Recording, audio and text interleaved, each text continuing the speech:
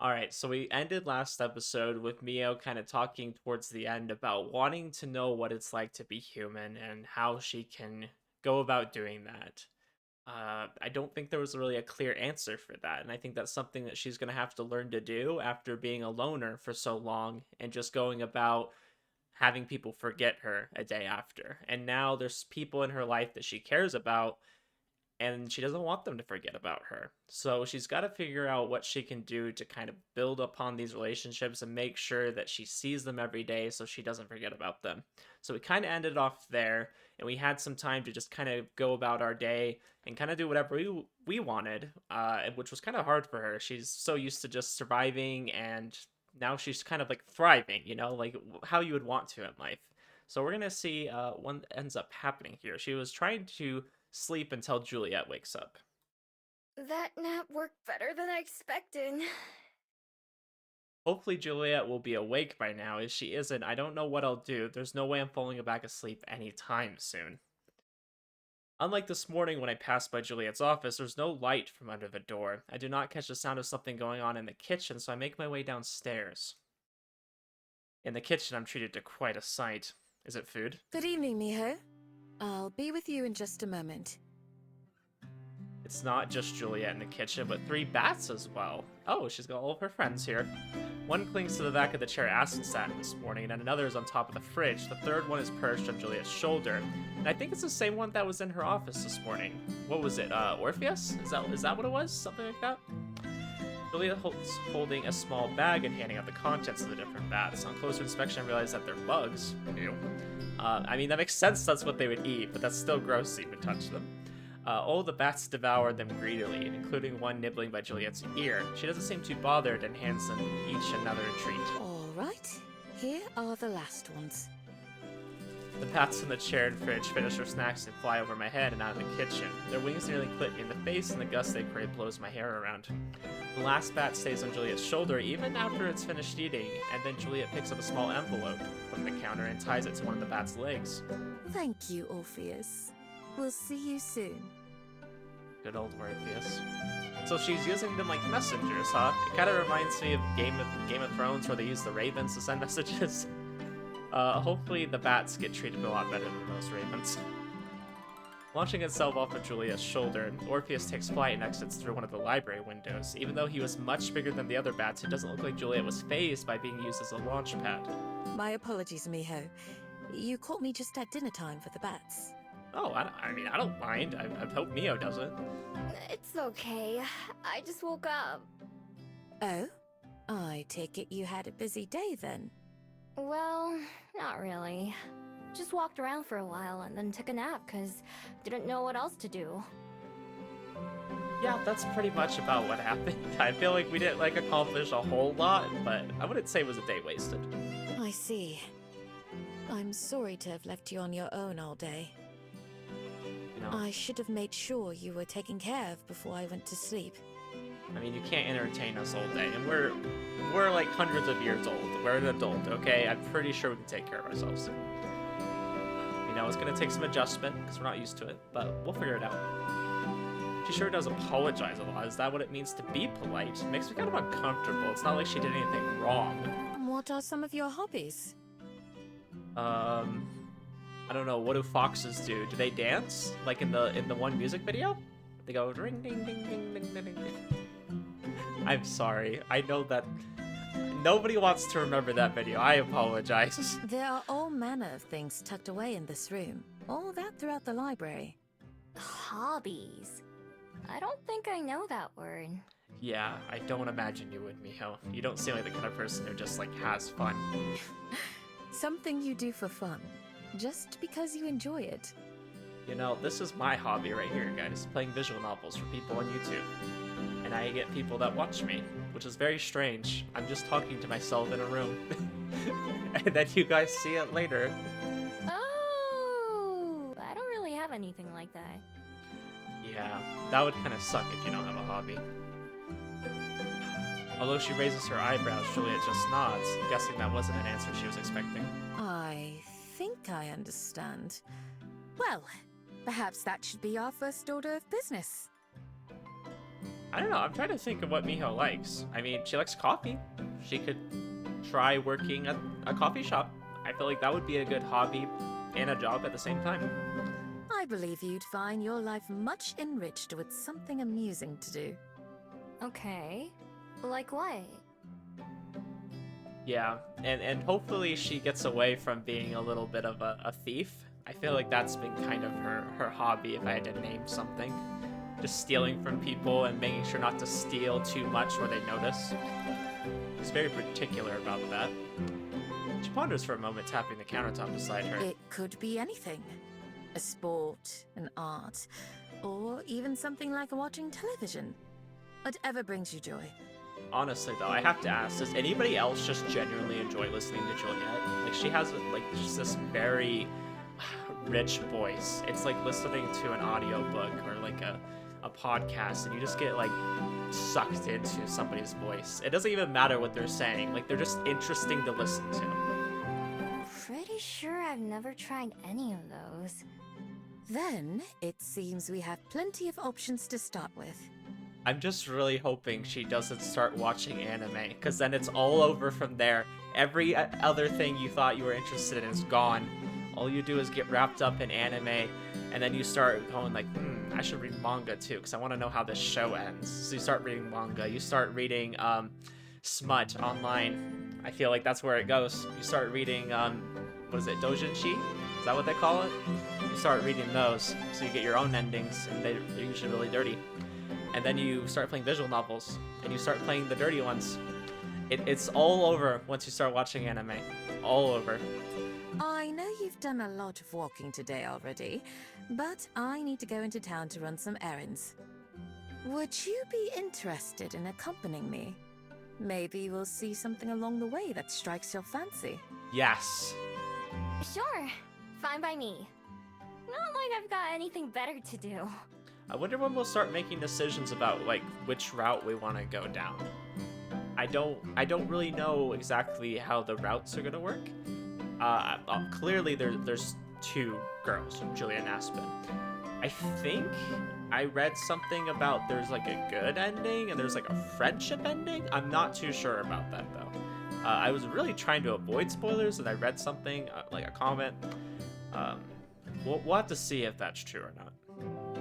With a smile, Juliet gathers up some papers and envelopes from the table and tucks them under her arm.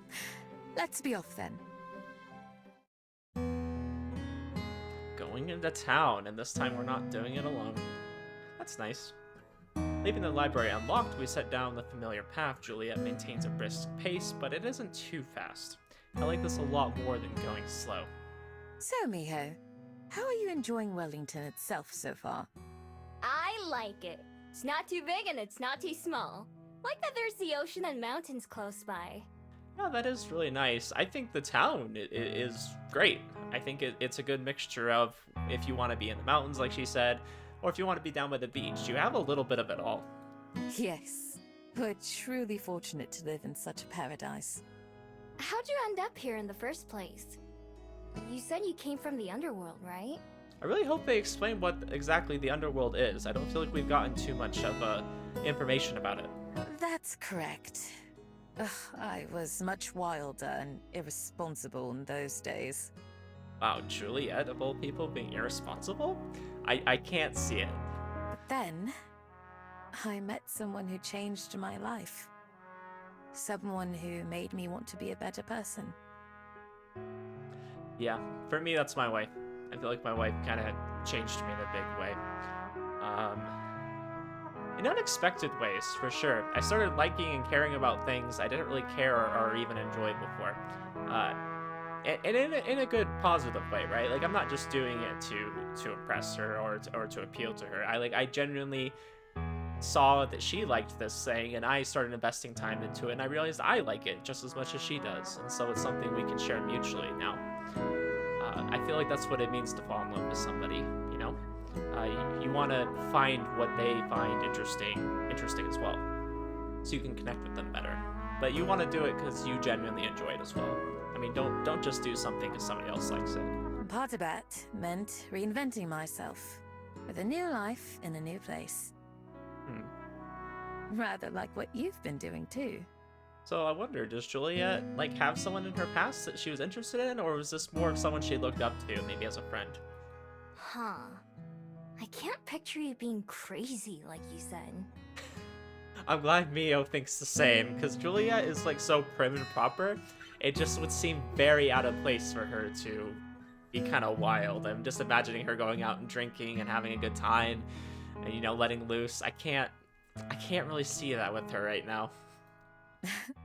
That's something of a relief, but it was certainly true at the time.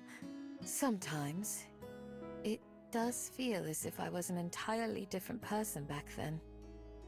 Yeah, and I think that's good that you change. I've always heard that when you look back on your life and you like have moments where you feel like you cringe thinking about it, that's like a sign that you've matured, you've grown, you've learned, right? So I feel like Juliet's kind of doing that right now. She's looking back and it's like, ugh, can't believe I was that person back then. It can be difficult to reconcile who we were with who we are, or want to be. Yeah, no, for sure. And it's really hard to like change yourself sometimes. It's something you kind of have to want, and then it's something you kind of have to work towards. And I feel like that's a really good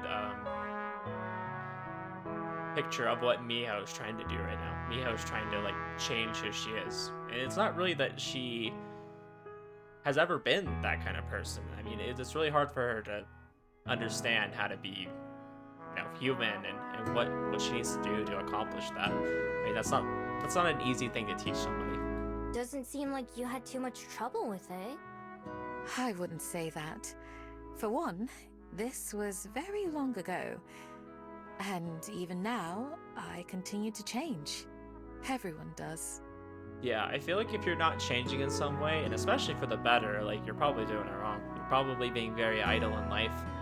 And I feel like and my wife and I have talked about this a lot. Like, we feel kind of idle sometimes. It's like when you're not really like trying in life, you're not putting as much effort in, and you're not really trying to become a different and better person. It's like you just feel depressed. I mean, it's so easy to fall into depression when you're not constantly doing something and not constantly becoming a new person. Perhaps in a few hundred years, I'll look back on these days, and they'll also seem like someone else's life.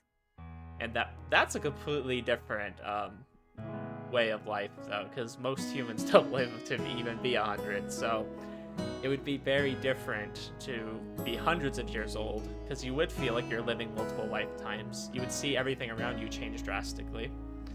Maybe. Not that I think Julia is lying, but it seems to me like she's just being modest. I may have not known her for long, but if anything, she seems a little too perfect. I have a feeling we're gonna see a lot more vulnerability from Julia. She seems like someone that maybe does try to appear like she has her life together, but maybe we'll find out she's got some struggles or maybe something she's trying to work through.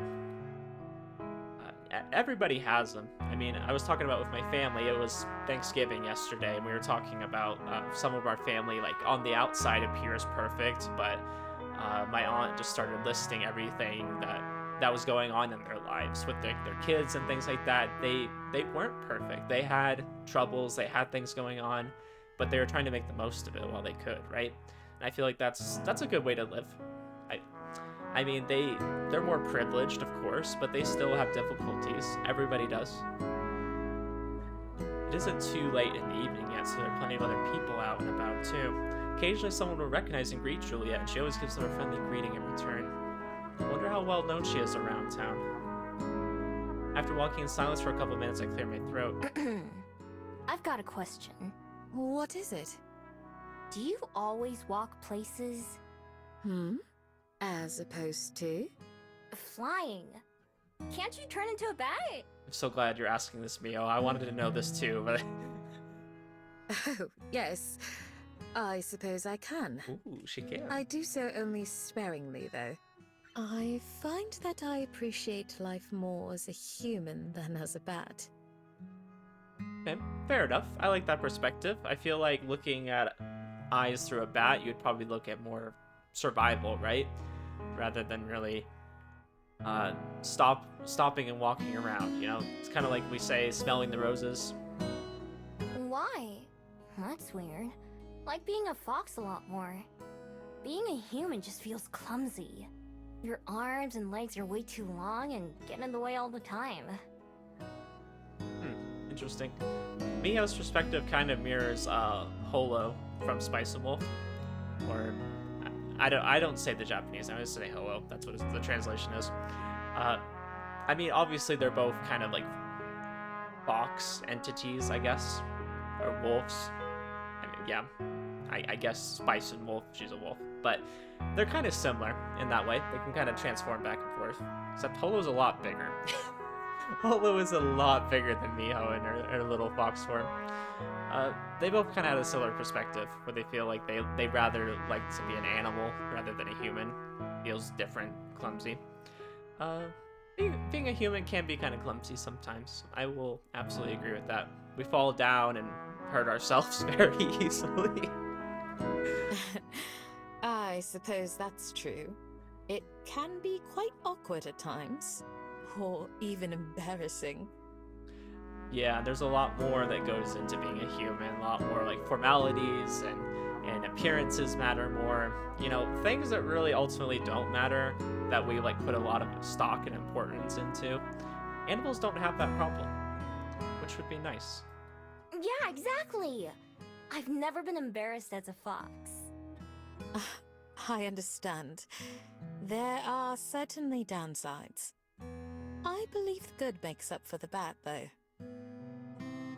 Yeah, and when an animal does something like weird, we just find it cute or funny. Whereas when a human does it, we're like, oh, what did you just do? Some things are only possible as a human, or fabled. Yeah, I think there's advantages to both. Like what? I can't think of any, other than talking like this. Like writing, for one thing, as our dear friend Aspen would surely mention. Or perhaps like dancing. Have you ever danced, Miho? Nope, never. I don't get why people do it either. Don't tell me you like dancing. Is that your hobby? I must confess that I do enjoy it. At times, that is. I wouldn't call it a hobby. But with the right person, at the right moment, it can be quite nice.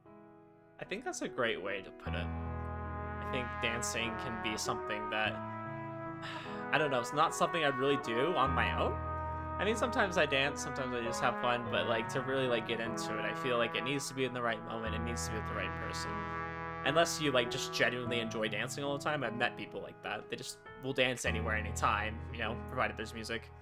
But I don't know. I feel like dancing's the best when you're with a group of friends or with someone you care about, and you're just kind of not even really focusing on the dancing. You're just focusing on the moment and the person. If you say so. I find myself saying that a lot lately. Yeah, me, I was just like, I'll take your word for it. Don't really understand, but sure. Shaking and flopping your body around to music, it's not for me. I don't even know how they come up with this stuff. And you know, it's fun to just kind of like move around when you're listening to a song, get into it. You know, it's not really something you think about too much, because if you think about it too much, you're gonna get embarrassed. You're gonna feel awkward and weird when everybody else is dancing, but you're just kind of vibing. You know, I think we should not shame people for getting into it. I need to remember to be polite, so I keep that part to myself. So, on that note, I should have asked this earlier. Are there any hobbies that you have as a fox? I never thought about it that way.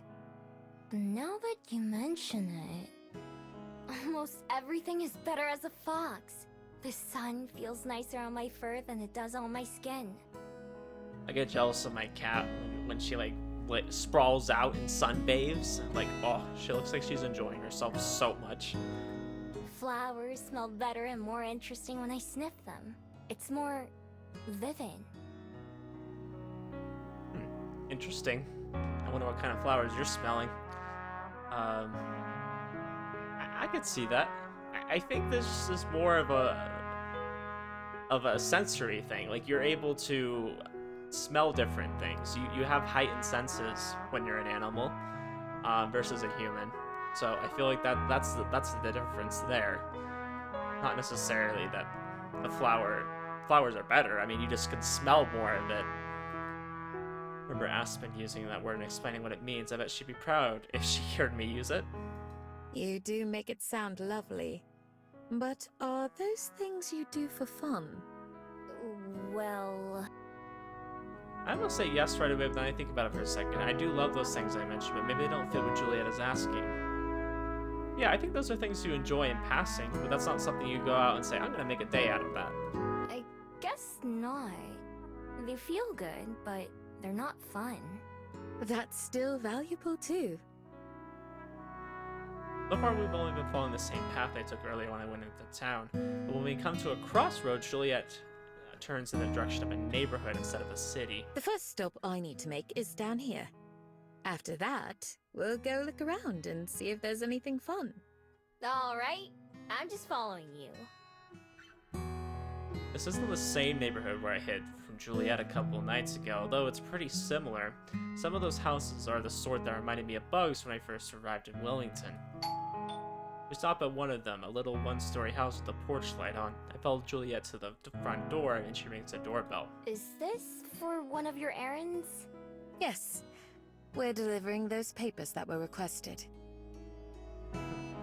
She straightens out the 2 yellow packets she was carrying. The door opens and a young woman carrying a baby stands behind her. Oh, Miss Juliet! So good to see you! With one of her trademark smiles, Juliet hands over the papers and the 2 chat for a bit. I lean against the wall, not involved or listening. When talking to the lady, Juliet uses the same worn tone and softness as when she was talking to me and Aspen. In fact, if I close my eyes, I can almost pretend that I'm back at the breakfast table with both of them, listening to them go on about books. Eventually, the woman takes the folder, and after saying goodbye several times, we leave. As soon as we're off of her property, I turn to Juliet. What was that all about? I suppose you could call it another one of my hobbies. Sometimes, patrons have requests for information on their ancestors, or a piece of history that they'd like to learn about. Oh, interesting.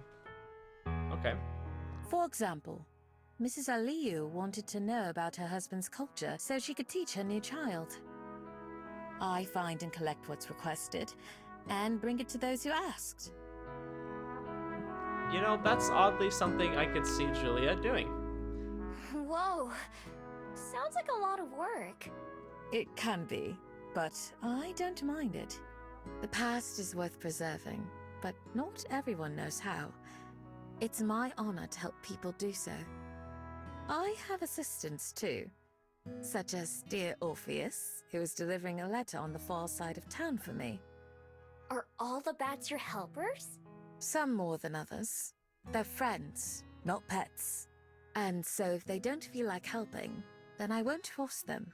I mean, it sounds like a lot of trouble to go through for someone else. Even with the bats helping out, but Juliet apparently likes being inconvenienced. It's the same as letting me stay in her library. Still, that sounds like it could be really helpful in my own search for the traveler. I don't know, I'm gonna be honest with you guys. So Juliet's kind of talking about how she likes looking back at the past and learning about things. I personally am not someone who likes doing that. I don't like looking at my ancestry and learning more about that. It's like a cool, like, fun fact, like, oh, you know, my so-and-so was this, you know, but I don't find it more enjoying than that. It doesn't really, I don't see the value in it. I guess, for me personally, I'm not talking about I don't see the value in looking at your ancestry and figuring that out and doing genealogy. But personally, I don't know. Not something that I'm very passionate about. As Juliet leads us to our next destination, we leave the residential area and go back towards the city. Try to keep my eyes peeled for anything interesting. There are plenty of people sitting out on tables having a meal, or walking around the shops, but nothing out of the ordinary. In fact, it's not that much different from when I was here earlier. There are more fabled and fewer humans, but there's still plenty of those too. Some of the places I passed by are closed now, but some, like the music store, are still open. When we come to a big building with a lot of posters on the walls outside, we stop. This is one of our movie theaters. They show all the most popular films, as well as independent ones from local creators. Oh, that's nice. I like that they have a mix of them. I also love the way she says theaters. Something along those lines. Have you ever been to see a movie before? Not in a place like this. I know what movies are, but I don't think I've ever watched one. You should try it sometime. Maybe you'll find you like them. Movies can make you feel all kinds of different things. Happy, sad, scared, or just amused. Some are good for making you think, and some are good because you don't have to think about anything and can just relax. Yeah, that's true. I like movies. I feel like there's a good variety in them. Personally, I'm more in the former. I like things that make you think. I like really deep, thoughtful things. Um, yeah, I like ones where you start talking about it afterwards, and you're really like trying to analyze what this or that meant and how things came together. I like when I have a reason to talk about it afterwards, versus if you're just watching like a comedy movie or whatever, you might be like, oh, it was good, it had some funny moments. You kind of have that kind of dialogue. I like to talk more about the world and the story and the characters. I like something that makes you do that. Why would I want to watch something that makes me sad or scares me? Well, some people just enjoy that, okay? I don't really care for things that scare me, but there's just something about listening or watching something that makes you sad that's like very appealing. Maybe that's just because I've had like depression for a long time, and I've kind of learned to, when I'm having a sad moment, I like to listen to something sad. I feel like a lot of people probably turn to Daddy Issues by The Neighborhood, if you know that song. I feel like that's like a very good example of like a very like kind of sad, but it's like it's a mood, it's a vibe, okay? Sometimes that song just hits different. But there's plenty of other songs that are kind of sad, or some songs you listen to when you're happy, some songs you listen to when you're sad, and it just kind of like speaks to you. So I'm curious to see what Juliet will say in response. For some, it's fun to explore different emotions in a safe environment like that. Damn. Okay. I like that answer a lot. When we see something that makes us feel strongly, it can stick with you. Perhaps cause you to view things in a different light. Why do I even try? Why do I even give you my opinion? My opinion means nothing, because she just says that, and I'm just like, wow, okay, that's a very nice way to put it. And if it ever becomes too much, you can simply stop watching or put on something else. That's true. I'll try it sometime. Although, I don't know about the sad or scary ones. There's nothing wrong with that. Everyone has different preferences. Amen. And I feel like... I forgot what I was going to say. I'm so sorry. I feel like, and then I just blanked. Apparently I don't feel anything. If the thought comes back to me, I'll mention it, but it literally went out my mind as soon as I said something. Along the way, Juliet continues to point at different shops and locations that she thinks I should know about, like another library or museum. I'm not very interested in either of those things, but I smile and nod and pretend like I am. After a while, we leave the city behind and reach the waterfront, just like I usually do. Yeah, this does feel very similar to the path we kind of take. The ocean looks much different at night, with the starlight and moonlight reflecting off the water. Far out at sea, there are a few lights that must come from boats and sometimes lights in the sky from passing airships. We head down a small path to the boardwalk where we look out onto the water. There are a few empty buckets sitting on the ground nearby, as well as some folding chairs. I point them out. What are those for? People like to fish off at this pier. They come at all hours, but I believe this spot is used for teaching lessons during the day. Ooh, lessons on how to catch fish? That's correct. Is that something you're interested in? Maybe. Miho's like, I could catch my lunch, make some sashimi. It's one of those things that I like doing as a fox, but I don't know if I'd like doing it the human way. Should you decide you'd like to try, I'm sure there would be someone here who's happy to instruct you. Yeah, maybe. I don't want to commit to anything, but it couldn't hurt to come check this place out during the day. I'm glad you found something that struck your fancy. Is there anywhere else you'd like to visit while we're out, or should we return home? Nah, I'm ready to head back. Is there anything for dinner? I'm sure we can put something together. Then let's go. Me, I was just motivated by food. Since I actually know where we are now, I lead the way home, with Juliet close behind me. It's another chilly morning in Wellington. I'm outside the Bell House waiting for Aspen. People are gonna think I'm staking this place out. And for once, that isn't true. And for once, that isn't true. It's after breakfast, but before the sun's up. Aspen invited me for a free drink before they open, and I'm starting to think I've been duped. Anytime now. I rub my arms and balance around and try to stay warm. Right as I'm thinking about picking the lock myself, the front door opens and Aspen waves to me inside. So anyway, like I was saying, my uncle taught me this trick to make it taste better. You put a little bit of salt in the coffee and it brings out the flavor, right? Not too much. You don't want to make it salty, but just a little bit. Okay. Sorry about that. I got a little held up. Aspen's just ignoring Lena. Lena's over here just like, so anyways, like I was saying. And Aspen's like, yeah, anyways. I was thinking maybe you forgot about me after all. I feel like everybody has that coworker that likes to talk a little too much. No, you're not rid of me that easily. I was just... I tried it and it's really good. Have you tried it? Remind me, I'll make you one. She's So then I still was talking. thinking, if I start doing that every time I make a drink, eventually people will start realizing that their coffee's better when I make it, but they won't know why. talking to Lena. Lena's just over here having her freaking own conversation. That can always take longer than you expect or plan for. But she and I often look the other way for each other on certain things. Such as letting you in before the store opens, for instance. Oh, am I not supposed to be here? That's cool. As long as we open on time, it's fine, and Lena and I are the two fastest. You kind of have to be when she's involved. She does talk quite fast. What do you mean? I'm sure you'll see. Come on, what do you want today? I inspect the menu. It's as unhelpful as ever. Here's a paper copy, if that's easier to read. It's a little printout menu. It's also distinctly lacking pictures. Sorry, can't read it.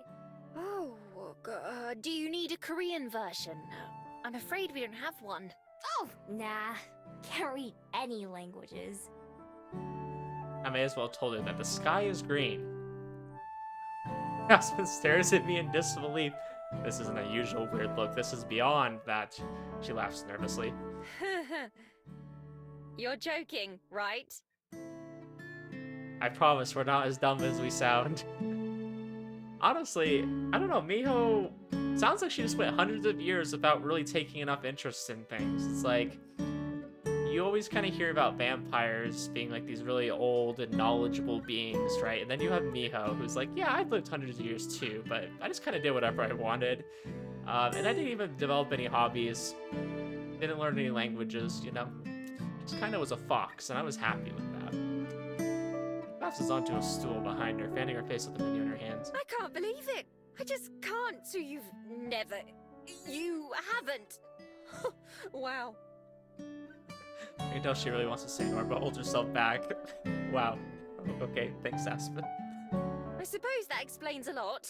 What? Still, I just can't imagine. You're calling us stupid? That explains a lot, huh? Takes a moment, she gains her composure. Anyway, if you want to try something new, then how about our ambrosia latte? Ooh. It's one of our seasonal beverages with apple and caramel. I have to see if I like that. Apples and coffee? I've never had that before. Yes, well, we're experimenting with the recipe still. I said that we should try adding more cinnamon to it. Okay, well, nobody asked your opinion, Lena, okay? So you can heck off. I don't even know where Lena comes from, suddenly she's just there. Aspen said it would overwhelm the other flavors, but I add extra whenever I make one, and so far no one's complained. So far, no one's complained. Lena, are you serious? Well, everyone's just being nice to you, okay? Well, yeah. How else are we gonna find out which one's better? I'll make one for your friend too, and she can tell us which one she likes more. Lena, Aspen looks so insulted, like, how dare you change my recipe, you bitch. The other girl hurries back to the kitchen, clearly not caring about what Aspen was about to say. Aspen sighs and shakes her head. Right, well, I have to open the registers and put on the coffee. I'll have your drink in a couple minutes. Okay, thanks. I hope they split the coffee and just add a little bit of cinnamon more until when, instead of making 2 coffees, because I don't feel like Miho is going to be able to drink both of those. I hop on one of the tall stools and wait, swinging my legs back and forth. Before long, the cafe fills with the smell of warm coffee and baking bread. It's enough to make my mouth water, even though it hasn't been that long since I last ate. Aspen roams between the kitchen and the front area, always looking very busy. She checks and inspects what seems like every drawer and cabinet in the place while getting ready. Lena's busy too, mopping and setting up chairs. At some point, she put earphones in and her music is loud enough for me to hear it from across the building. That's why she talks really loud. She can't hear, she's going deaf. After a while, Aspen returns to my table along with a steaming paper cup. Here you go. 1 ambrosia latte. Pop the lid off so I can take a peek at the drink myself. It smells light and fruity, and a swirl of caramel syrup is melting in the coffee and whipped cream. Looks good. Hopefully it tastes good too. I have a tiny little sip since it's too hot to drink very fast. The tartness of the apple actually goes pretty well with the coffee flavor. It's a little sour, but it's not bad. Not as good as a fairy kiss chiller, though. Well, I can't complain about that. The chair squeaks against the floor as Aspen sits down across from me. So, have you decided how you're going to spend your day? Not yet. What about you? There's still another 7.5 hours left on my shift, so I'll be here for quite a while. After work, I try to have a social life or get some writing done. Although lately I usually just collapse on the bed and take a nap. You know, that's a little too accurate. Everyone says that, like, especially me when I get home from work. It's like, yeah, I'm gonna be productive. I'm gonna do something. No, I'm just gonna fall asleep. Hey, me too! Without a bed, though. Yes, well, I'm sure frolicking through the flowers and chasing rabbits gets tiring. Ooh. Are there rabbits around here? Oh, Mio's getting excited. Not for long, I imagine. Speaking of which, have you thought about what I said yesterday? I'm still trying to, like, gather Aspen's personality. She seems, like, very off-put by Miho. I think Miho is very different than her. And I'm not sure how that's gonna, like, work out. You know, if she's gonna be a love interest. I mean, opposites attract, right? So maybe they'll come together in that sense. But Aspen and Julia are both kind of more educated type women to me. And Miho is clearly unexperienced in the world. So I'm going to be curious to see how they kind of develop love and how that works, you know? Because it's easy to fall in love with somebody, but to make a relationship last and really come together as 2 different people in a relationship, you know, that's harder to do than just saying it, right? About getting a job? It seems you have more than enough time on your hands. You do know what a job is, right? More or less. I mean, I've seen people at work before, but I've never had my own job before you ask. Yes, I'm aware. Anyway, you'd have money to buy things you want, and you wouldn't have to steal to get it. What do I need money for, though? Juliet lets me sleep at her house, and she even gives me food. I don't mean to sound rude or anything, but Juliet can't take care of you forever, you know. I know. I don't know, maybe Aspen's gonna be more of like a motherly figure to her. I mean, clearly there's gonna be a relationship that develops, but I don't know, she seems like she kind of like wants to take care of her and kind of like teach her the world. Kind of similar to Juliet. I feel like Juliet's kind of teaching in the world too, but maybe in a little bit less motherly way. Maybe just like I don't know.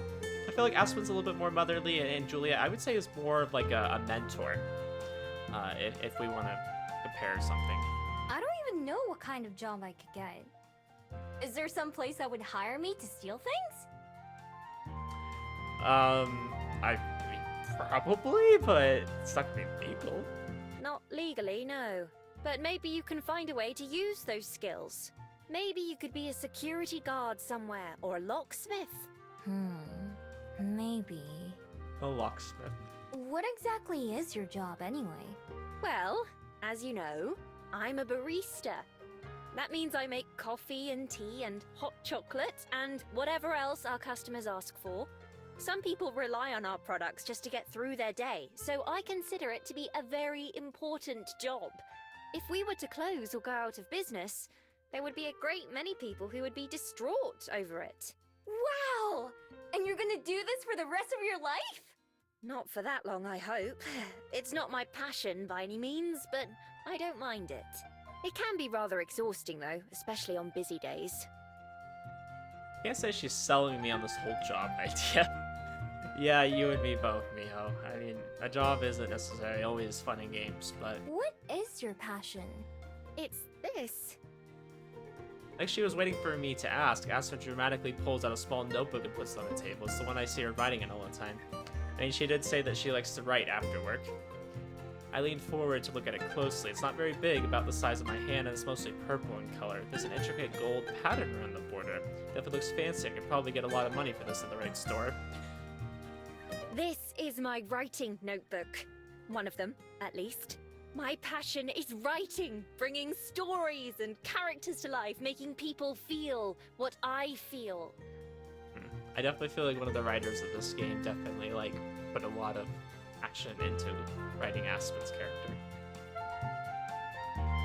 There's nothing quite like it. So challenging, yet rewarding. Yeah, I've tried my hand at writing stories. Not too good at it. I'm more better at reading them than I am writing. It's Just say both my that. favorite activity and also the most frustrating one. This notebook is full of story ideas, lines that I come up with, or other interesting details. Yeah, I can come up with plenty of interesting ideas or stories, but it's the in-between part that's hard. One of the best parts of working here at the Bell House is that I get to meet so many interesting and inspiring people. For example, when you first came in, I wrote a brief note about you. I never imagined that just a few days later we'd be having this conversation. Trust me, I didn't either. What did you write about me? For some reason, Aspen's face got a little red. I don't remember, just that I wrote something. It's in another notebook, not this one. Oh, Aspen, okay. I thought you were gonna write, like, a little bit about her appearance, or, maybe something like that. It sounds like she wrote something a little bit more intimate. Interesting. My dream is that someday I'll be able to make a living from my writing. In fact, when I moved to Wellington a couple of years ago, that was supposed to be the first step. It's been taking longer than I'd like so far. I feel like this is very relatable to a lot of writers. I'm sure it takes a while to get going, just like anything. Every morning when I wake up, I tell myself that I'm not going to sleep that night until I finish at least a chapter. But then by the time I'm done with work, all I want to do is pass out. Of course, that just puts me further and further behind. Yeah, I don't have anything as ambitious as writing that I like to do, but sometimes I want to do something like this. At the end of the day, if I put it off and, I just try to do it at the end of the day, I'm just tired. I just want to relax. I just want to, hang out on the couch or hang out with my wife and just do a whole lot of nothing. I've really only myself to blame, I suppose, but life doesn't make it easy for me. Hey, life doesn't make it easy, but life finds a way. Learned that from Jurassic Park. Sighing, Aspen puts her notebook away once more while I sip my drink. Saying it like that, I can't fault you for not wanting to get a job. I mean, I would say most people don't really want a job. I'm only here because I need some way to pay the bills. That's just the life of a starving artist for you. Did someone say job? Are you getting a job here? Is this an interview? I think Lena's taking a little bit too much of the product. She's like sipping all the coffees. She's like, oh, the customer didn't want it. Downs it. No, Miho's just a friend. And were you eavesdropping on us? I love how Aspen is so peeved by Lena. It's not eavesdropping if you're in public. You should learn to talk quieter if you don't want people to hear you. Like me. Tell me you're joking. About what? Or Aspen didn't even answer. Lena turns to face me instead. Anyway, that's too bad. We could definitely use the help. Hey, why not apply here if you're looking for work? I bet Aspen would put in a good word for you, right? I could do it too. It'd kind of be lying, I guess, since I don't know you that well, but you seem like an alright person. I mean, if Aspen trusts you, you have to be okay, I think. I can go get you an application right now if you want. I printed out a whole stack of them yesterday. Actually, it's the second stack, because the first one jammed up the printer and... Lena, I am begging you to please be normal. What? Tell me why it's a bad idea. Do you not think... What's your name again? Miho. Do you not think Miho could do it? No, it's not that. I'm sure she'd do great. It's just... Wait, that sounds fun. Would I get to work with you? Yeah, we'd work together. No, do we want to work with Lena? Or Oh, Lena? you meant Aspen, didn't you? Yeah, she'd be there too.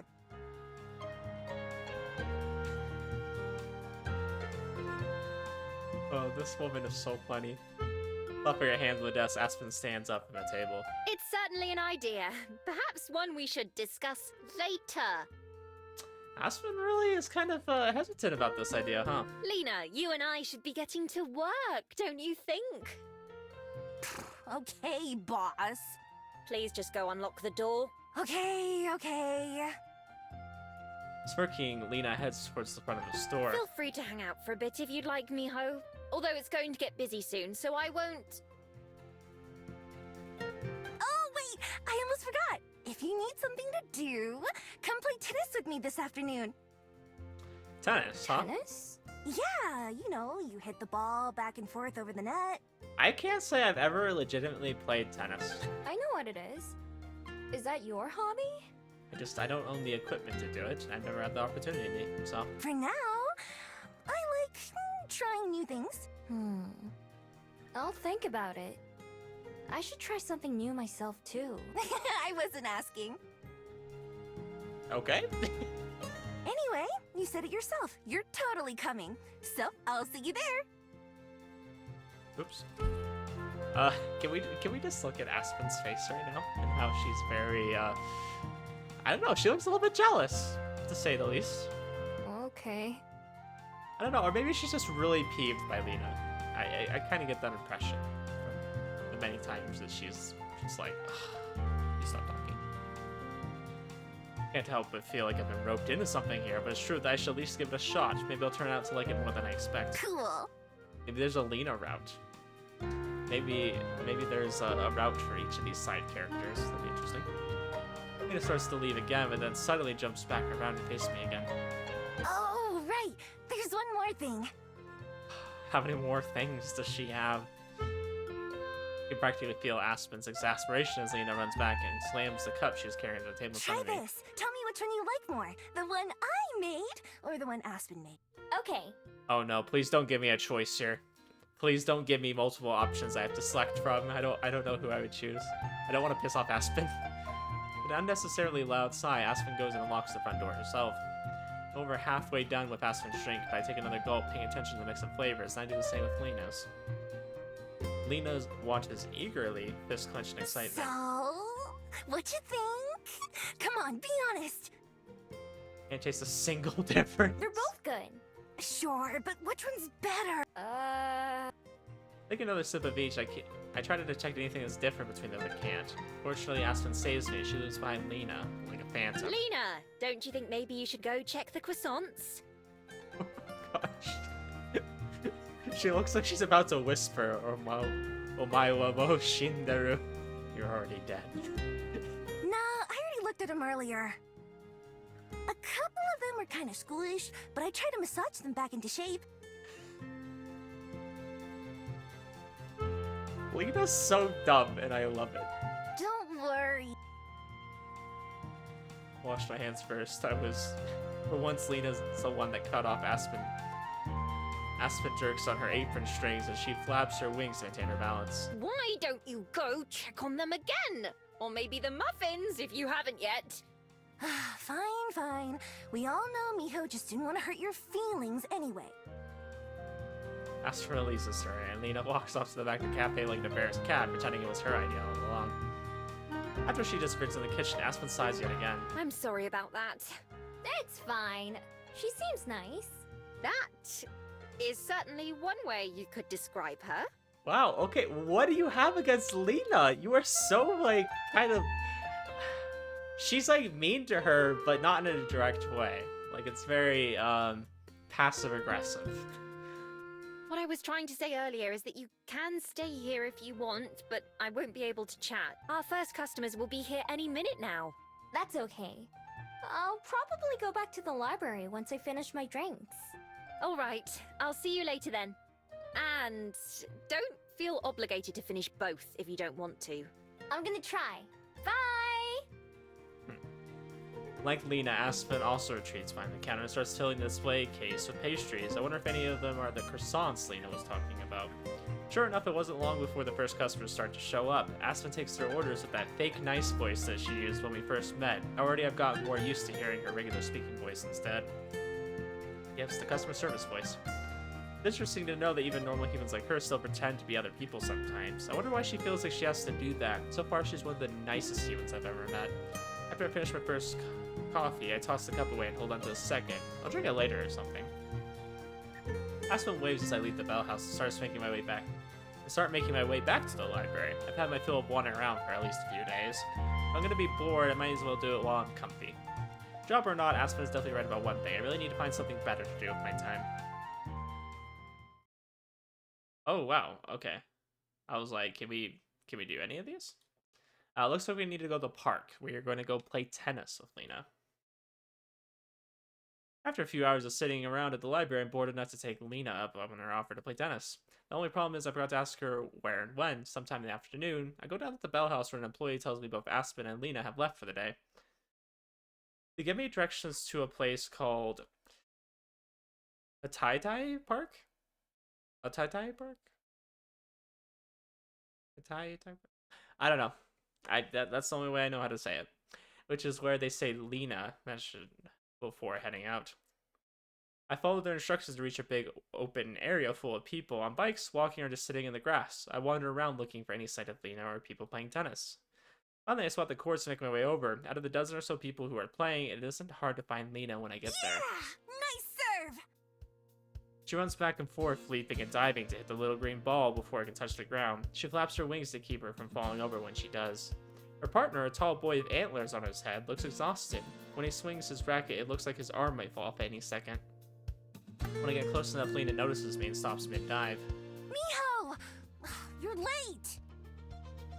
Now that she's distracted, her partner takes the opportunity to hurry away, collapsing to the grass to rest. Sorry, I wasn't sure what time I should come by. Or Hey. where. Can we talk about how she has, like, giant wings? I know they kept saying wings. Did we get a glimpse of these before? I just thought they meant her in her hair. I thought maybe those were, like, little tiny wings, you know? Those are wings. Those are very angelic-looking wings. Oh, right. I guess I should have told you. In that case, good guess. I don't bother telling her that I got help from one of her coworkers. Lena picks up a racket from nearby and Ready offers to it to me. play? Oh boy, she seems like the kind of character that has more energy than she knows what to do with. I guess so. I don't really know the rules, though. It's fine. Me either. Just try to hit the ball, alright? I don't know the rules either. Okay, I can do that. I take my spot on the other side of the net, trying to imitate the way other people are standing. Alright, here goes. Lena drops the ball and then knocks it towards me. I watch it carefully, and when it gets close enough, I swing. The ball goes soaring way over her head and falls in the grass out of sight somewhere. Maybe a little less oomph next time. Let's try it again.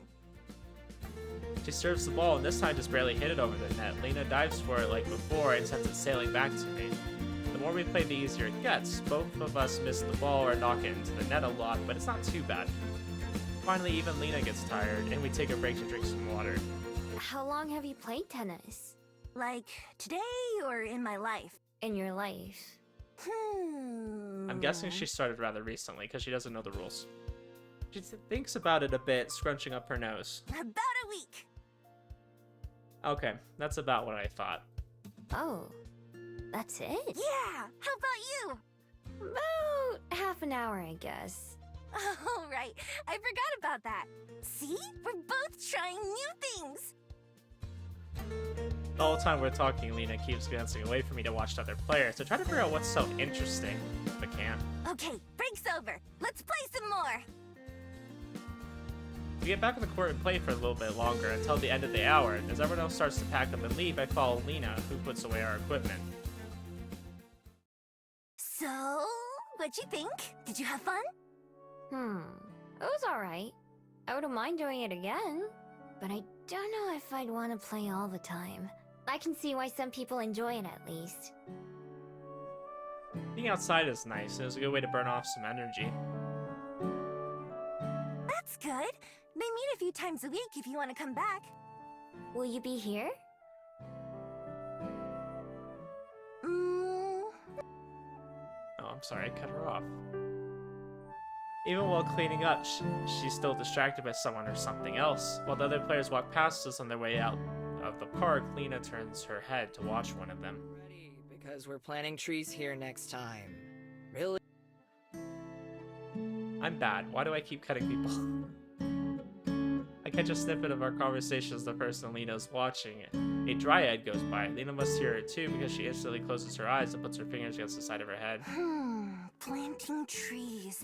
Planting trees. She repeats the words to herself a few times and her eyes snap back open. Okay, got it. Got what? Yeah, that's my question. What did you get? What I'm doing next time. I'll have to start studying up tonight so that I'm ready. So she just kind of does what everybody else does, it sounds like.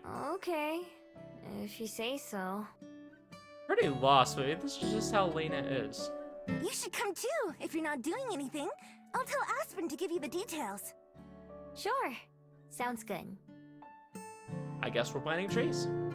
You know, not a bad way to live life, you know? Not sure if I want to commit, especially since Lena's probably won't even remember me the next time we see each other, but playing tennis wasn't so bad.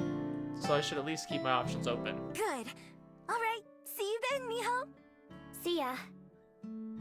Waving goodbye, Lena heads off down on one of the paths. I take a different one that leads me out of the park and back to the library for the rest of the day. With a tiny ding, the toast pops up, and I load it onto the plate with the other slices. Bring the dish over the Thank table. you, mijo. Go ahead and put it by the butter. Oops, sorry. Let me get my bag out of your way. Once the table is set, the three of us sit. I got more used to the routine of breakfast, and I know when to do things like pass the salt and pepper without being asked. I do like that we seem to get a lot of time with the three main characters, right? But we also get time with them individually. There's a good balance between it. Every morning so far we have the same thing, eggs and toast, but it's a lot tastier than the convenience store food, and there are different spreads and fruits to change things up. Like usual, I'm the first one to finish eating, followed by Aspen, who stretches with a content sigh. Breakfast was as superb as always. Thank you, Juliet. I don't know, let me ask you guys, do you have the same thing for breakfast every morning, or is it more you just kind of have whatever you feel like at that moment? I don't really make meal plans because I tend to be someone who just kind of eats what they want in the moment. Certain things just sound good, and I'm like, okay, I'm gonna eat that. I don't generally have the same thing. I mean, I can eat a lot of the same thing in a day, but I don't like plan to do that. It just kind of happens. It's my pleasure. The two of them saying this is part of the routine too.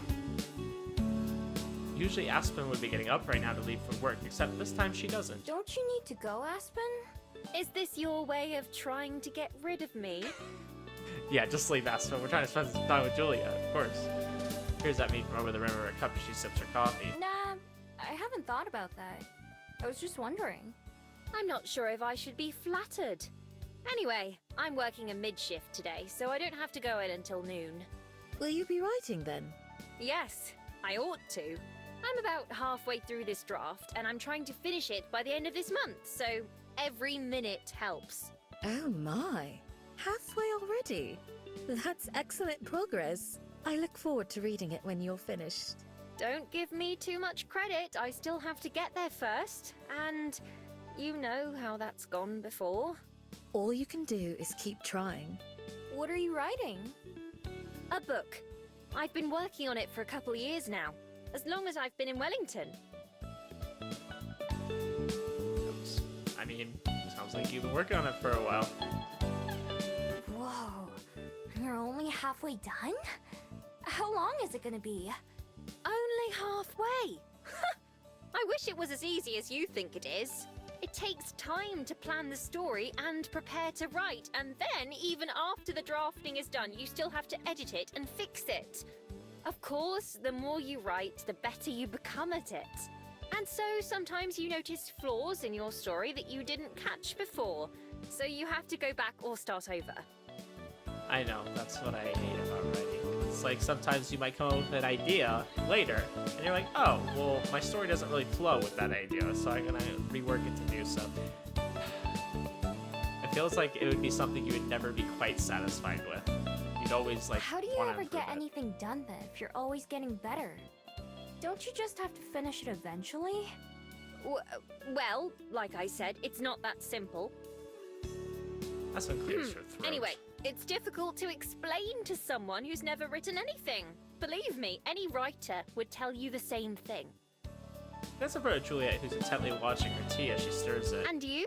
Did you end up finding something to fill your time? Oh, like a hobby. Maybe. I don't know yet. Well, don't worry about it too much. It's supposed to be fun, not something you have to force yourself to do. Yeah, I mean, I would even say, like, things I find to be a hobby. Sometimes I have to force myself to do it. Sometimes I just don't feel like doing anything. Or sometimes I'm just stressed out about something else that makes it hard to do something I enjoy. I would say, yeah, for the most part, though, it should be just something you just genuinely want to do. And you, like, have fun with it, you know? It doesn't feel like you're working with it. Although I'm hardly one to talk, there are times where I want to do anything except write. It's okay. At least you have something. Juliet told me about movies, so I might try watching one of those. Have you ever seen a movie? Once or twice, I'm sure.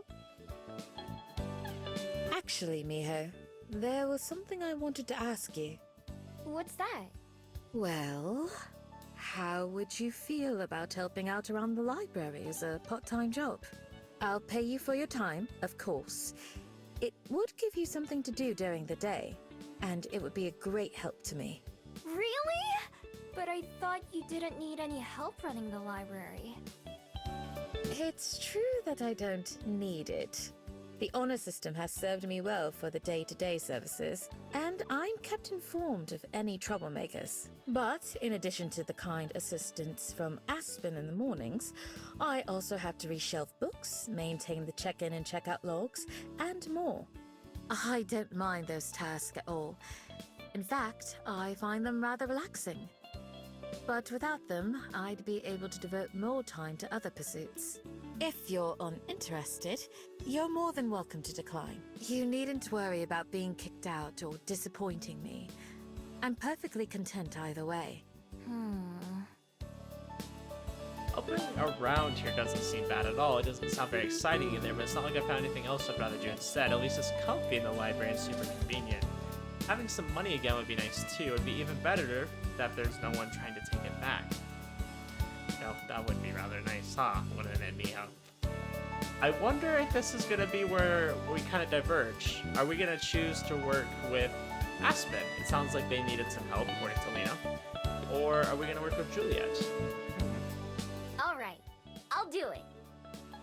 Juliet looks a little taken aback. That was fast. Are you quite sure? Yeah, I'll try it at least. Of course. If you find it's not for you, then I won't be upset. Why don't you take the rest of the week for yourself? And you can begin on Monday. Okay, that sounds good to me. Excellent. I'll be looking forward to it then. Interesting. So we accepted it right away. She did stay with the stipulation that we could stop doing it if we didn't like it. So maybe we could go work at the cafe. Maybe that will be something that will be an option as well. Two of them chat a little bit longer before Aspen leaves to go right and Juliet goes to bed. I stay mostly quiet, thinking to myself. Job, that's something I never envisioned having. I figured I'd just keep stealing until... Well, what exactly? I'm not too sure. Until I find my person, I guess. That goal has been all I focused on my entire life, but now spending time here in Wellington is actually making me plan things out in advance. When I stop and think about the future, it's a lot of emptiness and mystery. It makes me realize just how little I have to fall back on. That's why I'm doing all these normal things, like getting a job can be good for me. I don't know what might be useful someday. As for my person, I'm still thinking about them and how I can find them. That part hasn't changed. For now, I'll just go with the flow and see where it takes me. Oh, we have a lot of options, So it sounds like some of these we can just kind of visit. At least, okay, all of these have like something they do with time. We could go to the waterfront. We did talk about fishing. We got Victoria, Cuba Street with Tommy. I don't know. I guess we could see what Tommy's doing. Let's go to Cuba Street. Feeling like I could use a break, I head down to Cuba Street. While I walk, I count up the bills in my wallet. Aspen was right. Having a job is kind of nice. At least having money is. I can buy so many snacks and no one can yell at me now. When I get there, I zero in on the convenience store sold sandwiches from my first day here. I browse through, grabbing anything that looks good and carrying up to the front where I dump everything on the counter. All of these, please. Are you having a party or something? Nope. It's all for me. The depressed-looking employee fills up a plastic bag with bounty, chips, and candy sandwiches. Now, to find somewhere to enjoy these. I'm surprised we had enough money to afford that. I didn't want to walk all the way back to the library, but all the benches around here are full. I carry my bag up the street and then down another, and another. Eventually I reach a place I've never seen before. A large brick entrance looms over me with a wide open black gate. People are going in and out freely, so it must be okay. It's not breaking and entering if everyone's doing it, right? As soon as I step in, I'm surrounded by plants. There's green in every direction. I don't have to walk for very long before I find exactly what I'm looking for. A nice quiet bench in the shade of a couple trees. As I'm walking over, something suddenly flies past my face. At first I think it's a bird or a piece of cloth caught in the wind, but after a second I realize it's a fabled, one that seems kind of familiar. It drifts away without stopping and floats in the opposite direction from me. I go and sit down unwrapping the snack bar that I bought, and taking a big bite. While I'm munching, a bug starts to buzz around my head. I wave it away a few times, but it keeps coming back. What is it with things getting in my face today? No matter how many times I swatted it, the bug doesn't give up. Finally, I go to knock it away, and totally by accident, end up catching it in my hand instead. I can feel it buzzing around against my palm as it flies around, trying to find a way out. It's not exactly pleasant, but I'm not sure what to do with it. I just toss it in the bushes, it'll come right back. Can I have that? Oh, what are you doing, Tommy? What's going on here? What did I catch? A voice from behind me startles me into letting the bug go. I spin around to come face to face with the fable that flew by a couple minutes ago, just beneath him as a kid. Have the bug? Yeah, it's for my collection. The boy holds up a book with some pictures of other bugs on I've it. got almost all the bugs on this page. That's the only one left. Suddenly I remember where I've seen both him and the fable before. On the pier, hiding from his mom a couple weeks ago. I think his name was Tommy. It took me a bit to recognize him since he wasn't pouting. Mom won't let me keep bugs because she says they're dirty, but Dad doesn't mind. So, can I have it? Please? Didn't we just eat it? He pulls out the little jar from his pocket and smells the Well, lid. that solves my problem, I guess. Oh, okay. I thought we got startled and let it go, but apparently not. Put the bug into the jar and Tommy quickly shuts it. Thanks. Kirby and I were tracking this one all day. Oh, I thought his name was Jerby, but apparently it's Gerby. The fable bobs up and down in agreement, at least I think it's an agreement. All three of us turn around the sound of footsteps as someone else approaches us. My private spot is filled up pretty fast. Hi, bud. You catch anything good yet? Is that your dad? He looks like your older brother. Dad! Look what this lady caught. Dang, how old is this guy? He looks like he's like 16. Tommy runs up and shoves the jar into the man's face. He takes it and inspects the bugs inside. Oh, looks like a big one. Did you say thank you? Yeah, Kirby did too. Oh, is that what it meant when you bobbed up and down? Both Tommy and his dad stare at me like I just said something crazy. I take an instinctive step backwards. You mean that You can see Gerby? You mean he's real? Oh, that's right. I remember this from last time. No one except Tommy can see Gerby. Tommy and me, apparently. Yeah, he's floating right there. He has a purple flower on his head and on his sides. I point to Gerby. The little fable doesn't have a mouth. Its eyes crinkle up in a way that makes you think he's smiling. Wow, she can really see him! See, I told you he was real, told you! Tommy's dad whistles in wonder. You sure did, kiddo. Turns to me. Are you crazy, woman? Not sure how you did it, but you're the first person I've met who's been able to see Gerby. I've heard lots about him, of course. My name's Elijah, by the way, and I'm a reporter for one of the local papers. Mind if I ask you a couple questions? I just wanted to eat a snack in peace, not being asked to do an interview. My discomfort must show because Elijah waves a hand just like that. I was trying to wave the bug away. It's fine, it's fine. Forget I asked. Didn't mean to put you on the spot. I'm just not very good at talking to people. No worries. Thanks for helping Tommy catch that bug, though. Beats me having to do it. Sure. It was kind of an accident, though. Hey, an accident doesn't have to be a bad thing. Me and Tommy should probably be heading out, though, or his mum's gonna be upset with me. Oh, and Gerby. Okay. Goodbye. Take care. Say bye, Tommy. Bye! Interesting interaction. Elijah takes Tommy's hand and leads him back out of the gate, holding Tommy's book in his other hand. Tommy carries the bug in a jar, peeking in to check out on it every few steps. Only Gerby stays behind, orbiting behind my head a couple times before bouncing up and down. Then he floats off in the same direction as the other two. When I'm finally alone, I sigh with relief. At long last, I enjoy the snacks that I bought earlier. When a bug shows up and starts flying around me, I just leave it alone. Not taking any more chances. Yeah, apparently if we catch bugs, kids will show up.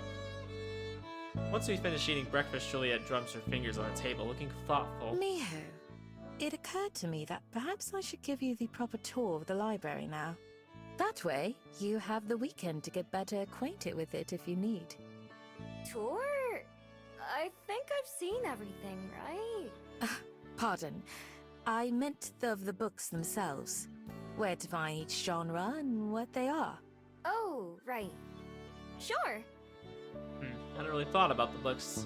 I mean, they're all the same. I guess that wouldn't be true for everyone else. Right now, with the place memorized in the same way you'd memorize a battlefield, where places are out of sight and how to get in and out. Everything else that might be useful. I don't think there are many battles that happen in here, so Juliet's tour would probably be more helpful. If you'd like, I can show you a couple of my favorite books. That way, if anyone asks for a recommendation, you could at least make something up. That'd be great. Anything that makes it easier for me to make things up is fine by me. The three of us head to the entrance. Let's start with the basics, shall we? As you know, this is the reference desk. It's where books are checked in and out, and where anyone who needs help can find it. What kind of help do people ask for? Usually, they need assistance finding a specific book, or perhaps they need a recommendation for what to read next, as Aspen mentioned. Hope they like the same books as her then. Don't worry, I'll think of some that are more popular. Not my real favorites, which most people would be too bored to finish. Juliet leads us to the actual rows of shelves. I stare down the books as I pass by, committing as many details to memory as I can. Even if I can't read the words, I can try to remember the colors and shapes of the covers. Over here is the children's section. It's got lots of picture books and beginner reader books. I have a feeling we're gonna get to know that section. The shelves are shorter too, so that children can reach them more easily. Oh, I've seen some of those around.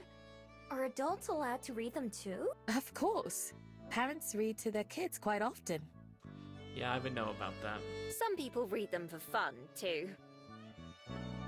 Yeah, my daughter is in this stage where she's like trying to be more interactive and trying to tell us what she wants, but she doesn't really speak that much yet. She knows like a few words and she doesn't really use them at maybe the right times yet. So it's very frustrating when she's just kind of getting mad and I want to get mad because I don't know what she's saying and she's crying and she's getting upset and I'm like, what do you want from me? You just kind of have to guess. You kind of just have to learn and figure it out. It's very frustrating. You gain so much more appreciation for the illustrations once you're older. But over to another area. This is the non-fiction section. It's for books about things that are true, rather than made-up stories. I rarely visit this section, personally. Fair enough. In a shady corner near Aspen's favorite table, Juliet taps a small sign hanging on one of the shelves. This is the mystery section. Stories about detectives, murders, and other such subjects live here. I do admire mystery writers. It's difficult to come up with a compelling one. We go around the whole library like this, with Juliet and Aspen pointing out all the other sections. Finally, we come to a stop back at the desk where we started. I do believe that's everything. Do you feel like you have a good understanding now? It's hard to keep them all straight. Fantasy, history, cookbooks, biographies. I think I've got most of it, though. I'm sure as we do it, it'll get a little bit easier. And we can always, discover together with somebody as we're trying to find something they're looking for.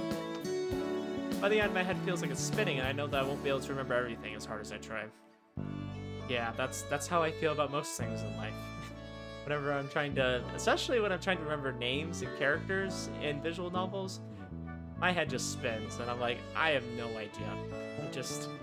It's very hard to remember sometimes. There's a lot of different stuff to remember. But, I wouldn't know, speaking to some people that are very passionate about visual novels. They'll talk to me all day about a character and tell me the entire story that happened in a visual novel. I'm like, wow, okay. Yeah, that's not me. That's not me. I can't do that. I do feel like I've gotten a better feeling for the place, though, and at the very least, I can show someone where to find the restrooms. That's important. It is a lot to take in. Don't worry if you can't memorize it all right away. There's plenty of time to learn. Even I forget where things are sometimes, and I've spent more time here than at my own apartment. Thanks! It might take me a while, but I'll get it eventually. I know you will. I have the utmost confidence in you. If I'm gonna do this, I may as well try my best. Maybe something good will come from it, and if not, I can always just leave. Want me to show you the books I was thinking of now? Sure! I'll be off to bed myself then. Have a lovely day, you two. Sleep well! Night! Alright, we get a little bit of time with Aspen here. Juliet heads upstairs while Aspen and I go back to our shelves. To start with, She leads the way to the fiction section, which is easy to remember since it's the biggest. Aspen runs a finger across the books as we move down an aisle, and I see her scanning the titles before she stops and taps the spine of one. here we are, Wuthering Heights. Wuthering Heights. I just returned this one recently after finishing my annual reread. See, I can't do that. I don't reread books ever. I don't do visual novels. I've kind of reread Steins Gate, and I mean, I've watched the anime multiple times. I'm more likely to rewatch a show versus rereading something. It's a very tragic love story. The main character is rather terrible, I must confess, and there's an awful lot of death. But despite all that, it's beautiful. Description definitely isn't what I was expecting. People really like to read that stuff? Sometimes, yes. You read to experience all kinds of different feelings. I feel like it's very similar to a movie. I think reading is considered to be a little bit more intellectual, but... Besides, I think there's a kind of sad beauty to doomed romances like that. It really does put life in perspective. Yeah, I feel like my wife likes to read stuff like that. If you say so. You don't have to take my word for it. I'm sure you'll see for yourself once you start working here. In the meantime... I follow Aspen to the other side of the room, where there are a couple of smaller racks of books near the corner. Do you enjoy poetry? You mean like vases and stuff? Guess they're okay. What? Are you talking about pottery? That's pottery. Poetry is... prose. Words in their best order. Poetry, the best words in the best order. Samuel Coleridge said that. He was a poet, but he's not the one I have in mind. I'll show you what he meant. The book she selects looks old, very old. It has a green cover that's rough like a lizard skin, with the letters being painted gold. Alfred Lord Tennyson is one of the most famous poets to have existed. I simply adore his work. Here, this is from The Lady of Shalott. Ahem. She clears her throat again, even though it's only been a few seconds since the last time. I feel like I have to do that a lot, too. Willows whiten, aspens shiver. The sunbeam showers break and quiver. In the stream that runneth ever, by the island in the river, flowing down to Camelot. You just like it because it says Aspen in there, huh? Really heard past the first slide. Aspens, like your name. Does it come from this poem? If only. Aspens are a type of tree. Mum loves them. More than she likes poetry, for sure. I do wish I'd been named after it, though. She reads me the rest of it, which ends up being pretty long. It's kind of hard to follow, but imagining the fields and towers that she talks about is nice. In fact, I'm pretty sure I've been to Camelot before. Some of the details in the poem aren't quite right. Anyways, even if I don't understand the poem, it's nice to listen to Aspen reading it. Plus, there's no way I'll forget what the book looks like. Alright, last one. I thought 3 would be enough to start, but you can always ask me for more recommendations if you need. I could suggest books until lunch, if I didn't stop myself. I might someday. Even though I lived in the library for a few days now, I never really knew how many different books there were out there before. Oh, believe me, this library isn't even a fraction of what exists. It's not that big for a library, in fact, just huge for a personal collection, which is really what it is. How many books have you read? I couldn't even guess. Definitely hundreds. Maybe thousands? Yeah, it couldn't be me. I mean, I read a lot when I was younger, but probably not even as much as she. I've never tried counting, but perhaps I should now that you mention it. It would be nice to look back on someday. Okay, here we are. The book she takes me to is laid out flat on the end table where more people can see it rather than on the shelf. Everyone knows the story of Peter Pan, the boy who never grows up and can fly. Everyone except me. Yeah, Miho's like, ah! Now you do too. Peter has a darling fairy friend named Tinkerbell, and he fights the Darcyby pirate Captain Hook. Peter leads a group of boys called the Lost Boys, and they cause all sorts of trouble for Neverland, where they all live. What do you mean he never grows up? In Neverland, you never get older.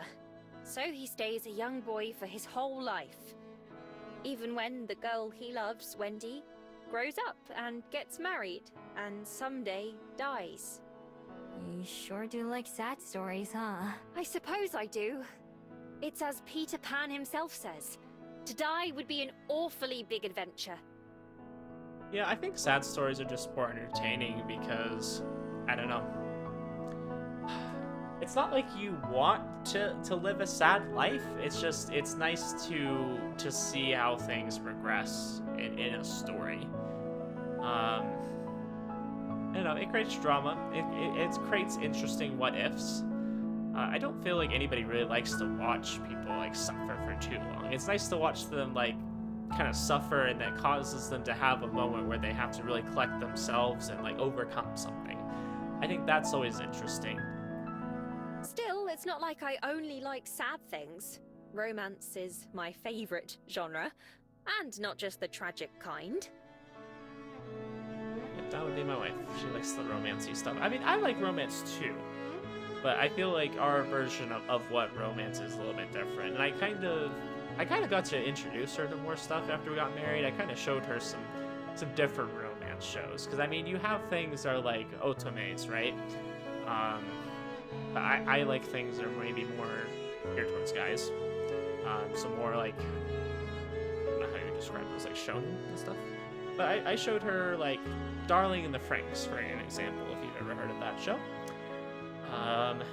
That was a different kind of romance than what she's used to. It's more, like I said, I feel like it's more geared toward guys, but I think it's something that a woman can appreciate too. I like something that both genders kind of would appeal to them. So, sit down on one of the chairs. Since it seems like Aspen wants to have a conversation, might as well get comfy. Aspen sits down too, fidgeting with the strap of her purse. Why is it your favorite? Why? Well, Her hands stop moving while she thinks. in a book, things can be much more perfect than in real life. A moonlit balcony all alone, or a sunset kiss on the seashore. Real life is considerably messier. I've never been in love before, although I think it sounds quite nice. As I said earlier, people read to feel things. I kind of find it surprising that Aspen and Juliet are such good friends and maybe romance has never really occurred to the both of them. I mean, obviously it doesn't have to. You can be good friends and never have romance happen, but I'm just surprised to find that it's never really occurred to them. So until that time, living vicariously through other stories is enough. What about you? Yeah, I feel like, I mean, I'm married, so obviously I have romance in real life, but it's still nice to enjoy like romance to other people's eyes, to have kind of what ifs and see romance bloom in unlikely places. As far as genres go, I very much like time travel. I like Steins Gate and trying to think of some other things. What is that show? It's more recent. Not coming to me. Well, I mean, I have plenty of things I like that have time travel. Raging Loop. That's a good visual novel. I enjoyed that one. That one has a little bit of time travel elements to it. I like things like that. I like movies that have time travel as well. Generally, there's a romance element involved. There's something that you're traveling to the past to do or to save somebody. I like romances like that. I like when there's stakes, I guess. What about me? Do you ever hope to fall in love? I assume you haven't been in love before, but maybe I'm wrong. Nah, I haven't. I like being on my own. Do you think maybe that would change if you met the right person? I don't know. Why are you blushing, Aspen? I don't know. Maybe. I haven't thought about it much. Since everyone forgets me, there's never been a reason for me to care. I suppose that's reasonable. Still, that must be... Well, it doesn't matter. Do you ever watch movies? Or TV? Just about everything has a love story in it nowadays, not just books. Yeah, I mean, humans do love to fall in love and like to see other people in love, as much as maybe some people wouldn't want to admit it. Nah, not in a long time. How long? You sure ask a lot of questions. They jump around topics so much too. I don't really mind, but I have to try hard to even remember the answers. All the places I've seen and days I've spent are mostly blurred together in my head. I don't know, it feels like she's been such a wanderer for a long time. She hasn't really like put thought and care and really cultivated a love for anything. I'm not sure. A few years? There was a really big crowd around a window, so I wanted to see what they were all looking at. And? What was it? I don't know what it was. I didn't speak the language there yet, and I didn't memorize the sounds. But on TV, there were these people in white suits bouncing around, and the people watching seemed really excited by it. Aspen gasped. Did the people on TV... Do you remember by chance if the place they were hopping around looked like a desert, all rocky and empty? Now that you mention it, yeah. How did you know? Am I supposed to get this reference? Am I supposed to know what this is? Because I really don't. That was the moon landing. Oh. They were talking about the desert, so I'm thinking like, you know, somewhere over east. The moon landing. Huh. No, I'm pretty sure I'd remember if the moon landed. But Not like that, silly. It was when humans went to the moon for the first time. Wait, they did? Yes, and you saw it happen, apparently. They must have had help from the Fableds' magic, right? No, not this time. It was pure human ingenuity. Wow. You look surprised. it's like, what? Humans can do that? I am. I didn't know humans could do something like that. Well, not just any human. It took a lot of work from a lot of people. It still does to this day. Yeah, it's still amazing to hear about, like, the technology that you have in your phone is so much more advanced than the technology they used to land a human on the moon. That's wild. I can't believe you got to watch it live, though. What was it like? Had a really good lunch that day. Everyone was so distracted that I was able to sneak into a restaurant that usually would have caught me. That's all you can remember. She likes food. That's all she cares about. It was some kind of pasta dish with a white sauce and lots of cheese. I meant about... Oh, never mind. Anyway, I was just going to suggest asking Juliet about putting a TV in your room. Surely there's one in this place somewhere. It would give you something to do, at least. And you don't have to be able to read to enjoy the story of a good show or movie. Yeah, I might. I definitely need something to do other than walk around town all day. I don't know. I feel like I watch a lot of anime with subtitles. I get my reading in that way. Let me know if you do. I'll bring over some movies for you to borrow. If I can't recommend books to you, at least I can do that. Yeah, I'm sure Miho's gonna be learning how to read. I feel like that's something that's on everyone's mind. Will do. I don't know where else I'd start anyway. After checking her phone, Aspen stands back I'll up. be more than happy whenever you ask. For now, not to be rude, but I'm going to go write for a little while. I'm working on the last couple chapters of this book before I'm finished, and I want to be done with it as fast as I can. Oh, sure. Good luck. Sounds like a plan. To tell the truth, I've always been a bit relieved when someone else ends the conversation for me. I never know how to do it myself. I wave goodbye as Aspen goes off to her table by the window, pen in hand. Within moments, she's hunched over her notebook, writing. Seems like we... Okay, I kind of want to go back to the park. I think we should, see what Lena's up to. Unfortunately, I missed that timed event with the fishermen. At least that's what it looked like, because it's at the waterfront. I'm assuming we could get a lesson.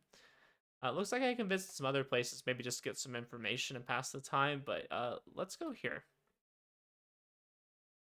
Since I don't have anything better to do, I decide to head back to the park to see Lena. Aspen told me where and when I could find her, although we both know that Lena won't have any idea who I am. Making sure that I see Aspen and Juliet every day is hard enough as it is, although I like Lena, I don't think I could put in the effort to have her remember me too. Maybe if she started coming by the library in the mornings like Aspen does, although I'm sure that's the last thing Aspen would ever want to happen. I go back to the park where we played tennis and wander around searching for Lena. It takes a bit longer since I'm not looking for something as obvious as a tennis court, but I finally find her in a group of people near some trees. All of them, including her, have shovels in their hands and are working on digging holes. Finally, something I'm good at, although compared to tennis it looks more like a punishment than a hobby. I walk over to Lena, who's barely made a dent in the ground. She waves when she sees me, but not in a familiar way. Hi there! Here to volunteer? Maybe? Volunteer for what? To save the planet, duh! What does it look like we're doing? Digging in the dirt? Exactly! We're planting new trees to, help beautify the city of Wellington by promoting natural resources. I think. Sounds like you just, like, made that up on the spot, but okay. Says the second part, she's reading off a label or a sign. If you want to help out, go talk to Cyrus. He'll get you all set up. Lena points to someone I sort of recognize, the dryad that Lena was watching when we played tennis. Oh, he really is a dryad. Since I'm here, I may as well give it a shot, so I follow her instructions and walk over. Hi there. I'm here to help out. Welcome aboard. I'm Cyrus. Here's a sapling and a shovel. Wow, that was the most enthusiastic thing I've ever heard. That was really motivated me. Cyrus holds out a shovel in one hand, a small bucket of a tree in the other. I take them, doing my best not to drop the sapling. Okay. I'm Miho. What do we do now? First you dig, then you plant. Then you do that over and over until you get bored and go home. That sounds easy enough. Wow. Truly a motivating leader. Everyone says that at first. Good luck. This guy just has no care in the world for what he's doing right now. Doesn't matter. You know, he's just like, I'm here, I'm existing. Starts to walk away, but then pauses. Hey, quick question. Are you friends with that girl over there? The one with the wings? Lena? Sort of. Oh, he's interested in her, though. Okay, okay. Can you let me know if she... Actually, never mind. Forget it. Let me know if you need any help. So there is something he's interested in. He doesn't care about the trees, he just cares about the girl planting the tree. Interesting. Duly noted. This time, he really does leave, walking around to check the progress everyone's making. Now that I'm all set up, I take the things he gave me and back to where Lena is. Good to go? Since you're new too, let's have a race. We can see who plants more trees by the end. Before I can respond or even think about it, Lena starts furiously hacking at the ground. Dirt flies like when I was building my den. Watch it for a second, then start on my own. I don't really want to compete with Lena, so I go at my own pace. It's a little awkward. I could do this in seconds as a fox, but using a shovel feels strange and inefficient. Muscles I didn't even know I have start to feel sore. Only a few minutes later, Lena sprawls on the ground in exhaustion. She's only halfway done at best. I didn't think it'd be so hard to dig a hole. Oh yeah, I've had to dig. It's not easy. While she's laying there, Cyrus comes around for one of his inspections. He stops and examines both of our handiwork. Nice job, Miho. You're a natural. Lena? Good effort. Lena jumps to her feet using her wings to repel herself into a standing position. I wasn't taking a break. I was, testing the ground to see if it might be softer over here. Look, this one will be even better. Before our eyes, Lena starts to attack the ground again even faster than she started racing me. Dirt sails over her head as she tosses it away from herself, with some of it falling onto Cyrus's head. He looks strangely resigned. Just don't hurt yourself, okay? I don't want to have to carry someone to the hospital again. Again? Who's hurting themselves planting trees out here? Carrie? I mean, again? Oh, she's like, I want to be carried. You know that? She sounds kind of nice. Lena asks questions without stopping her work. It's a long story. Anyway, just be careful. As he begins to leave, Cyrus puts a hand on my shoulder. I tense up and manage to not shake it off. Keep an eye on her, would you? I nod and Cyrus walks away. As soon as he's out of earshot, Lena comes to a halt. Miho, right? I need you to break my arm. No. You could just tell him you like him, okay? You don't need to break your arm. You... what? Yeah. Maybe that's a bit much. Maybe just a finger would be enough. This isn't John Wick. You don't need to show your fealty that way, okay? You don't need to do anything like that. Why would you want to do that? Oh, you're right! A broken leg would make more sense.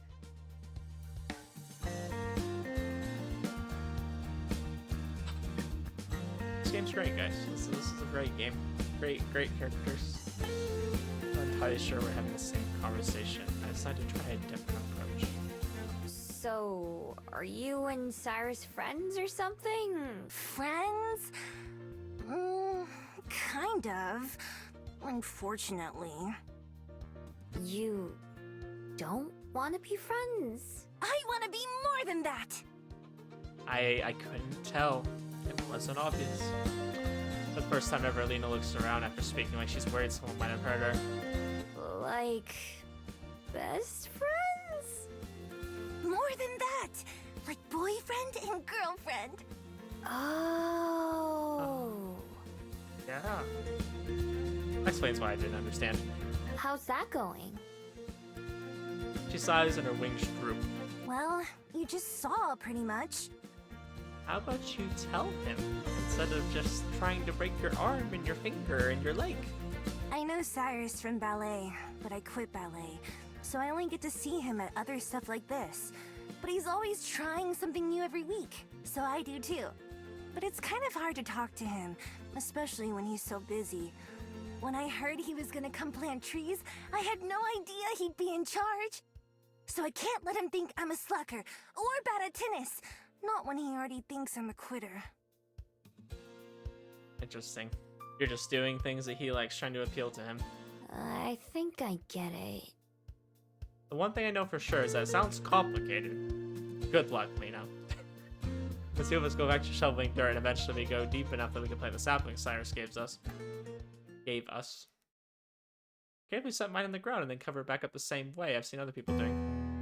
When it's time to wrap up, Cyrus makes one last trip around, collecting shovels and handing out water bottles. When he reaches us, he nods approvingly. Good work, both of you. Thanks. I'm gonna be honest, guys. I don't really see the appeal of Cyrus. He just seems like a very quiet...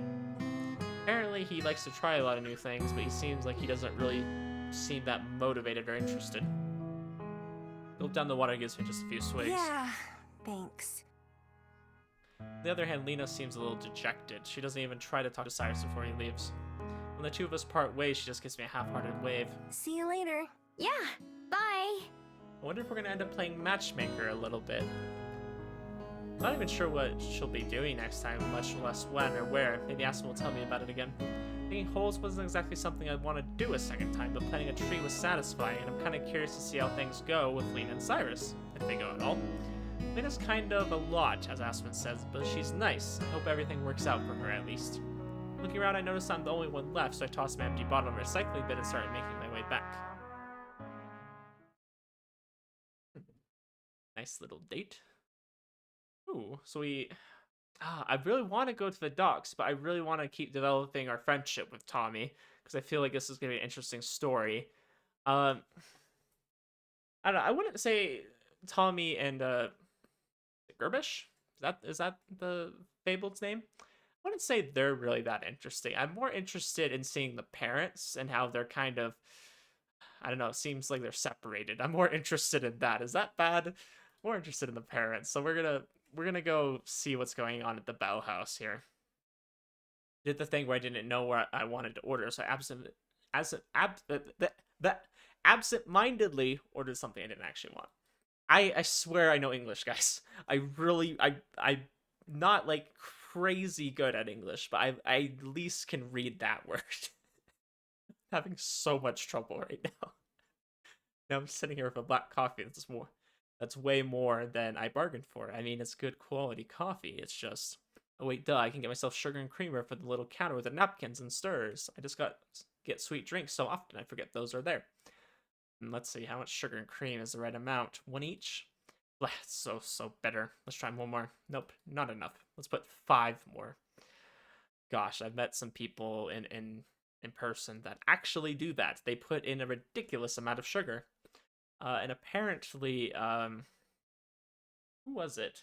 Was it Natsume from Cafe Stella? She did the same thing, put a ridiculous amount of sugar in there. While I'm here, I might as well keep some sugars and creams in my pocket since they're free.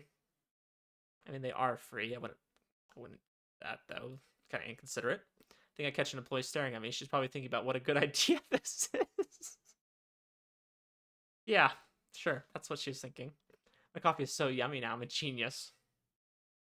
Yeah, I'm sure when you just drown out all the flavor, it tastes pretty good. After another day spent entertaining myself around town, I decided to take Aspen's advice and ask Juliet about a TV. Oh, did we not talk to them? I thought they were there. Huh. Oh well. Anyways, guys, I'm gonna end the video here. I think this is a good second episode, which I'm very excited about how it went.